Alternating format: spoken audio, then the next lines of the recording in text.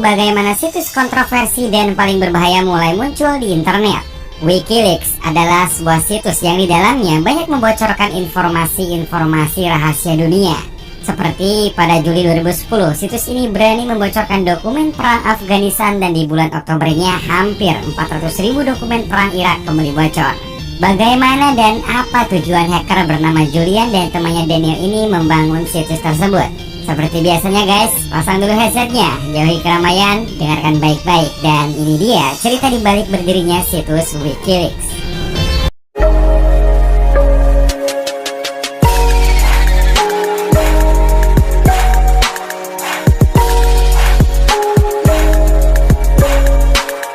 Cerita ini diawali di sebuah kantor data center Berlin pada tahun 2007, yaitu setahun setelah situs WikiLeaks secara resmi diluncurkan.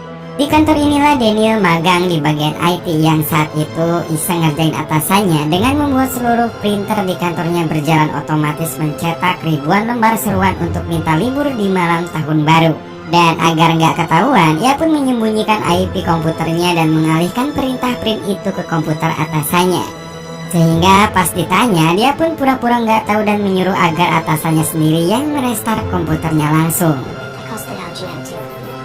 Setelah jam magangnya beres, ia pun pergi ke sebuah event dan di sana bertemulah dengan Julian. Pertemuan ini adalah pertemuan pertama mereka yang telah direncanakan jauh-jauh hari dalam sebuah chat pribadi. Di tempat itu, Julian kemudian mempresentasikan mengenai situsnya WikiLeaks yang bukan lain adalah sebuah media yang ditunjukkan untuk merilis informasi yang dirahasiakan dari publik. Julian yakin dengan situs tersebut siapa saja yang punya rahasia penting tentang kebenaran mengenai sebuah konspirasi, kebenaran tentang sebuah kejahatan, ataupun informasi apapun tentang ketidakadilan boleh mengirimkannya tanpa takut harus ketahuan. Karena ia sangat yakin sistem keamanan yang dibuatnya mampu menyembunyikan identitas asli si pengirim informasi. Setelah selesai presentasi itu, mereka berdua pun pergi ke sebuah klub untuk menganalisa informasi yang dikirimkan ke situsnya. Karena informasi itu sangat rahasia, Julian pun menyarankan untuk membicarakan hal itu dengan menggunakan jalur chat khusus yang hanya bisa diakses oleh mereka berdua. Di dalam chat itulah Daniel mengetahui semua informasi tentang pencucian uang sebesar 400 miliar dolar yang dilakukan oleh Julius Baer. Julius Baer ini adalah sebuah perusahaan perbankan swasta asal Swiss yang mempunyai cabang di berbagai negara dan punya 5.000 lebih karyawan. Sebelum benar-benar dirilis di WikiLeaks, Julian pun menyuruh Daniel untuk menganalisa datanya dan memastikan kalau sumbernya benar-benar dari orang dalam yang bekerja di bank itu. Setelah semua data dipastikan sesuai, akhirnya informasi itu pun tersebar dan bisa diakses siapapun di WikiLeaks.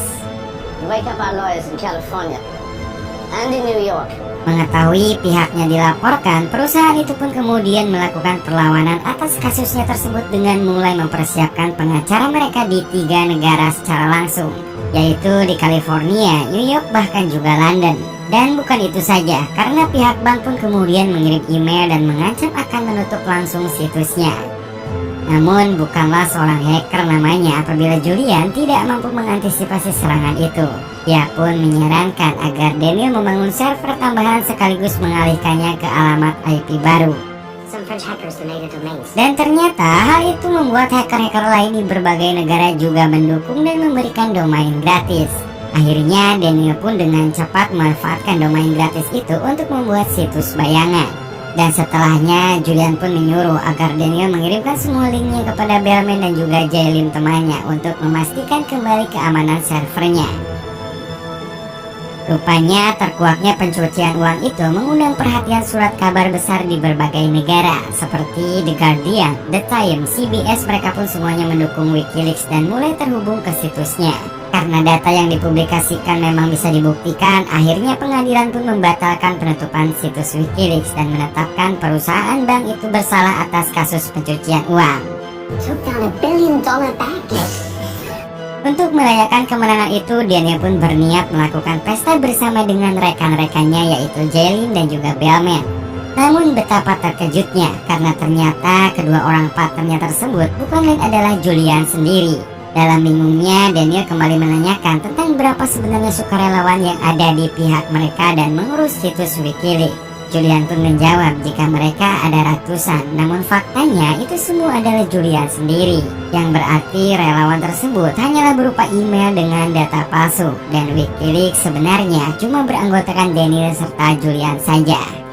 Untuk mengobati kekesalan Daniel, Julian pun kembali meyakinkan bahwa seberapa kecil mereka, selagi mempunyai keinginan dan tekad kuat tentang kebenaran, maka tidak perlu bantuan orang lain untuk bisa merubah dunia.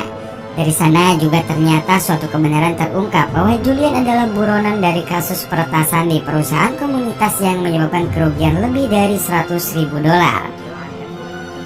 Dan setelah mendengar semua tujuan Julian yang intinya adalah untuk menyuarakan kebenaran, akhirnya Daniel pun luluh dan siap bekerja kembali bersamanya. Selepas itu, Wikileaks kembali menampilkan 35 video tentang kerusuhan masalah protes di Tibet dan juga fakta tentang kebocoran bahan kimia nuklir yang sebelumnya disembunyikan. Namun tak lama setelahnya, dengan banyaknya informasi yang ditayangkan di sana, secara tidak langsung membuat mata dunia tertuju langsung ke Wikileaks. Dan hal itu membuat situs mereka down dan tidak bisa diakses. Dan untuk mengantisipasinya, Daniel pun menyarankan agar menambahkan beberapa server baru di berbagai negara. Bahkan ia juga menawarkan akan memberikan semua tabungannya. Untuk membangun server tentu bukanlah biaya yang sedikit, dan hal itu membutuhkan biaya yang sangat banyak. Namun menurut Daniel, semua itu tak berarti jika ia bisa memberi inspirasi bagi orang-orang di luar sana untuk berani menyuarakan kebenaran. Dengan uang itulah mereka pun mulai berkeliling dunia, memasuki setiap data center yang ada di setiap negara dan menanamkan drive server miliknya di sana. Setelah selesai di beberapa negara, perjalanan mereka pun akhirnya sampai di data center milik teman Daniel. Dia adalah Marcus, seorang hacker terkenal. Tempatnya memang tidak seperti data center pada umumnya, malah terlihat sebagai peternakan sapi. Tapi siapa sangka dalam kandang itu terdapat server yang terhubung ke dunia maya. Dan si Marcus pun mengungkapkan kalau semua itu demi keamanan. Apalagi saat ini dia berhubungan dengan Julian, yang ternyata si Marcus ini tahu kalau Julian ini pernah berhasil menghack NASA dan juga sistem keamanan Amerika. Setelah semua server mereka berjalan, Wikileaks kembali mendapat informasi-informasi baru, yaitu diantaranya adalah bocoran pelatihan jihad. Dengan adanya berbagai bocoran tersebut, Daniel pun kembali bekerja untuk memverifikasi data dan memastikan kalau semua informasi itu benar. Dan saking sibuknya ngurus Wikileaks, tanpa disadari ia melupakan pekerjaannya sampai akhirnya ia pun dipecat dari magangnya. Nah, pada suatu malam saat Daniel berduaan dengan teman wanitanya, tiba-tiba Julian datang ke sana. Dia pun langsung buru-buru membuka komputernya untuk mengecek informasi baru dari temannya, yaitu tentang pelanggaran HAM atas pembunuhan ratusan warga tak bersalah yang berada di Kenya. Julian pun menegaskan agar informasi itu harus segera ditayangkan dan ditaruh di halaman depan. Karena kedatangan Julian ini yang kurang tepat, akhirnya si wanita itu pun kecewa dan langsung pergi dari sana. Sementara si Danny juga mulai sedikit marah dan melemparkan beberapa tas Julian. Sadar dengan apa yang telah terjadi, Julian pun kembali menenangkan jika dalam mengubah dunia seseorang terkadang perlu komitmen dan membuat sebuah pengorbanan berat. Sama halnya dengan dirinya yang rela meninggalkan anaknya demi fokus untuk tujuan menyuarakan kebenaran lewat situs Wikileaks miliknya. Dan Daniel pun akhirnya luluh kembali setelah mendengarnya. Setelah pelanggaran HAM di Kenya itu dipublikasikan, seminggu setelahnya situs mereka kembali menayangkan rahasia besar. Mulai dari wakil presiden Peru yang terlibat kasus suap dengan perusahaan minyak, sampai seorang kandidat wakil presiden yang di dalamnya mengungkap tujuan untuk memperkaya diri. Bahkan ada satu lagi tentang korupnya sebuah bank. Bank tersebut diketahui telah menyelewengkan dana untuk kepentingan saham yang imbasnya ekonomi di negara itu runtuh. Di sisi lain, teman Julian yang telah membocorkan informasi tentang pembunuhan massal tiba-tiba saja diserang oleh orang tidak dikenal. Karena mengungkap sebuah kebenaran, dia pun harus terbunuh secara mengenaskan di hadapan publik. Kejadian itu tentu saja membuat Julian begitu merasa bersalah. Sementara Daniel juga mulai gelisah kenapa bisa bocor identitas si pengirim informasi, sedangkan sistem yang mereka buat rasanya sudah benar-benar aman. Namun Markus pun menjelaskan kalau saat ini yang mereka lawan itu adalah mafia besar, presiden ataupun seorang raja. Dengan kata lain, mereka pun bisa saja menyewa puluhan hacker untuk membobol Wikileaks dan membongkar siapa saja di balik terbitnya rahasia-rahasia besar itu. Walaupun telah dilarang oleh Julian, akhirnya gak ada cara lain selain memberi izin Markus untuk masuk ke sistem dan mengamankannya.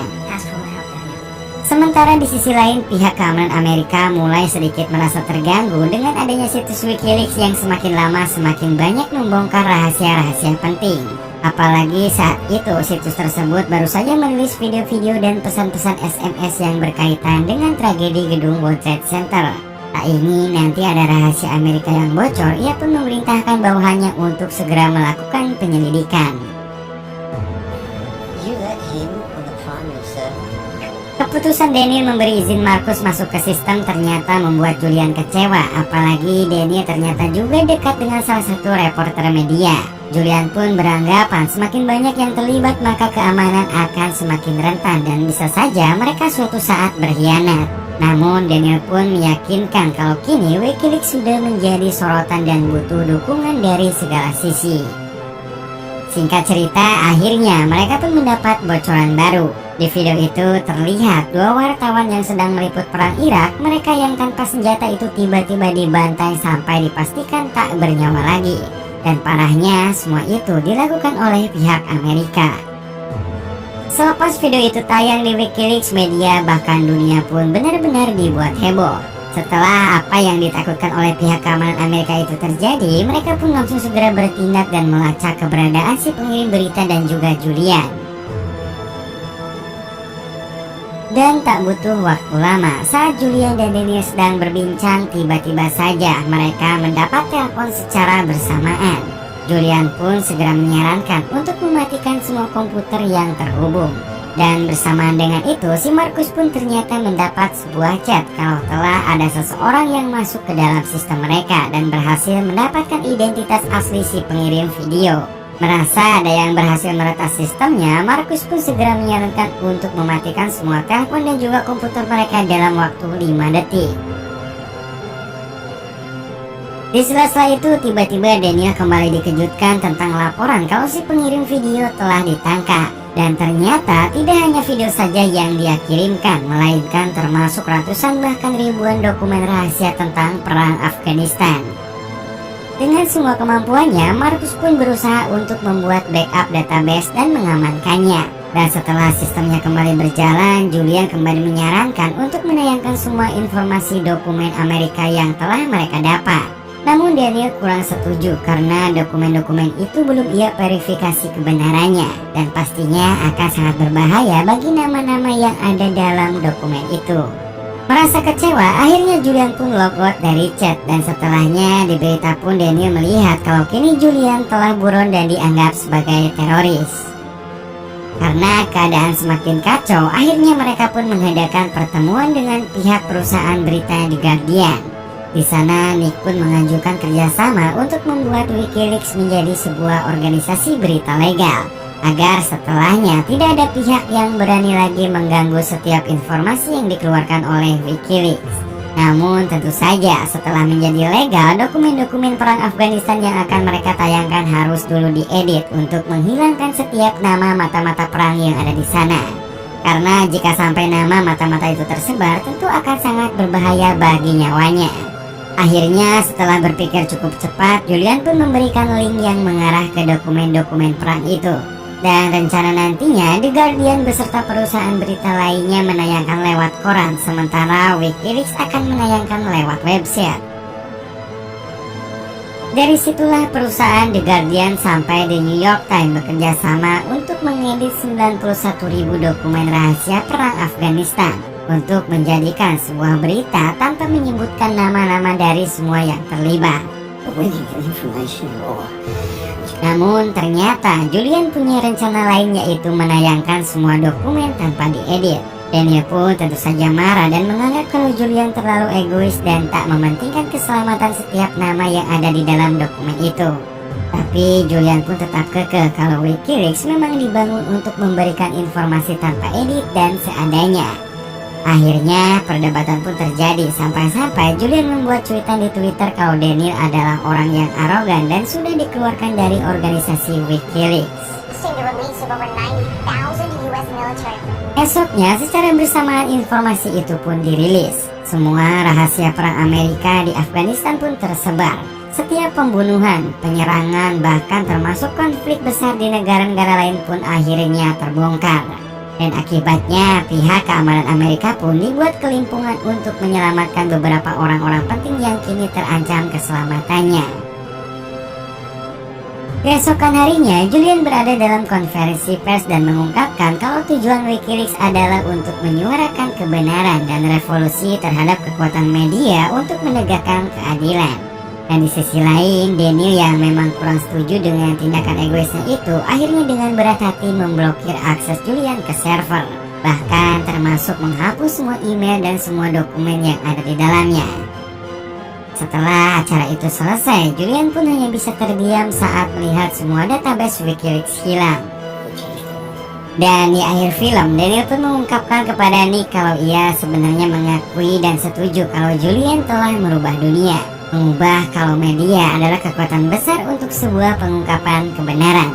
Dari sanalah akhirnya Daniel pun membuat sebuah cerita tentang perjalanan hidupnya dan menjadikannya menjadi sebuah film yang kalian tonton saat ini. Itulah sebagian cerita bagaimana situs Wikileaks menjadi sorotan dunia dan pernah berhasil membocorkan ribuan bahkan rahasia terbesar Amerika. Dan dari sana kita bisa mengerti kalau kekuatan media bisa dengan mudah meruntuhkan setiap fondasi kebohongan. Dan ingat guys, media juga bisa digunakan untuk meruntuhkan atau menghilangkan suatu keadilan atau kebenaran.